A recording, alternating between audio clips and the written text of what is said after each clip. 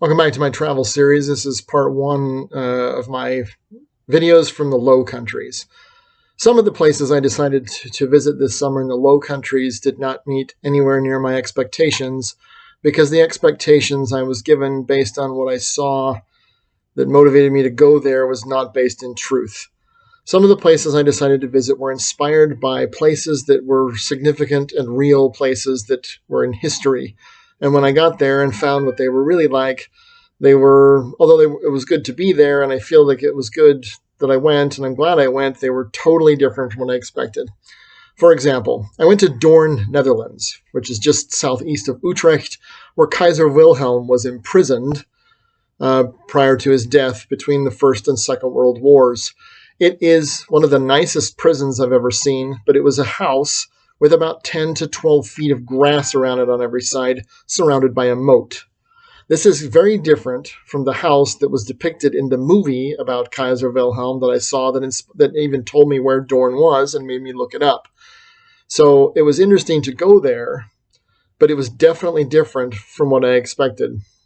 I also went to Boulogne-sur-Mer, a French seaside town that Henry VIII besieged and took during his reign, and then I think he had to give back shortly before he died. And it's an interesting town because it's a fortress town, an old fortress town that still has some of the fortress intact. It was interesting to stand on the wall and look at the city uphill from the city where Henry's army was and consider, that'd be a good vantage point to attack the city. But it was nowhere near the scope and scale and size it was depicted in film and television. The history of the city is interesting. After Calais fell to the British, it became the regional capital of Pas-de-Calais, the French province that Calais was the capital of, and it moved from being just another fortress at the sea to being the major front line for conflicts between the French and the British for centuries. Bologna apparently was a very nice town. It was sieged by Henry VIII, but now having been there, I'm not sure how much of what I saw in TV is actually true. The town was nice. It has a belfry that's a World Heritage site. There were much of the walls are still intact. There's also a significant amount of artwork there. It's significantly far from the beach, but I did get a chance to go to the beach there. And what was interesting is to look across for the English Channel for the first time in my life and see England. And the day was clear enough that out in the distance I could see the cliffs of Dover. And I've been to England. I've lived in England before, but I had never been to the cliffs of Dover. I've been to Dover, but not to the cliffs. And so I've never actually seen across the English Channel. So it was interesting for me to see. Well, now I understand why the Romans went there. They could see it and knew there was something there. But Henry VIII took the town. You can't really tell that he ever took it. There's some stuff there about it.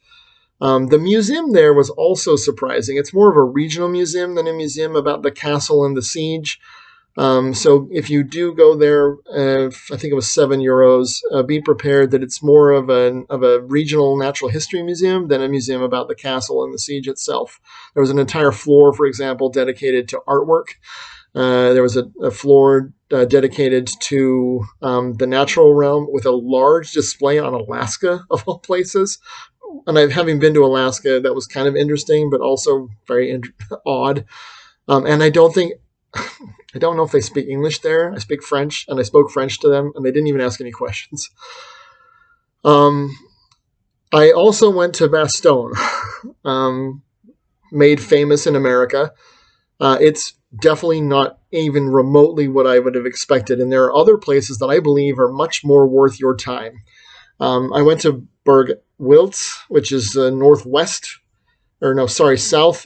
of Bastogne in Luxembourg, where they have an area where they've cleared out and you can actually walk around in the Ardennes and see foxholes where you know it's safe. And they've got some displays. There's a bomb crater, some foxholes and such. There's a large memorial there. It's very clear that people don't go there very often. There was a Luxembourg woman there jogging, which I think is kind of an interesting juxtaposition. And the bus driver actually initially drove past the stop and had to drive me back, much to the chagrin of the people on the bus. But Bastogne, one of the things that annoyed me about Bastogne was the fact that French, or I guess Belgians, have gathered up things abandoned by American military personnel and then charge us copious amounts to go and see them, which I think is kind of strange. Nice of us to leave all that stuff behind so they can make money. Oh, and they were selling it. The only one thing I can remember offhand, I took some pictures of the cabinet where they had stuff for sale, was the military GI flashlight. And the American Army has been using the same style flashlight for almost 100 years. It's basically an L shape where it's really long here and then a short top. Because I have some from more modern eras, but it was €100. Number one, it probably doesn't work. Number two, it is not worth €100. I think they're like $12 if you're in the military. So no thanks. And they had a bomb simulation room down there that simulated the bombing. It has good reviews, but the Belgian army barracks, which is called the War Rooms, if you go there, is free and much more informative about the area in general, and a little bit less like a cheat. I was also happened to be in Bastogne during the Tour de Ardennes, which is an old car race. I came into the city plaza, and I could tell the people were they all knew I was an American. I think they see a lot of Americans in Bastogne. They were surprised I was there. And it was kind of interesting because on the Tour de Ardennes, it's an old race car race, and everyone has to stop at each of the stops and get a stamp to prove that they made all the waypoints. So I got there when there were like 5 or 6 cars waiting in line to get stamped and then go to the next point. So I got to see have some photographs of old cars and then the tank that's on the plaza, the Sherman tank that's destroyed there and been made it into a memorial.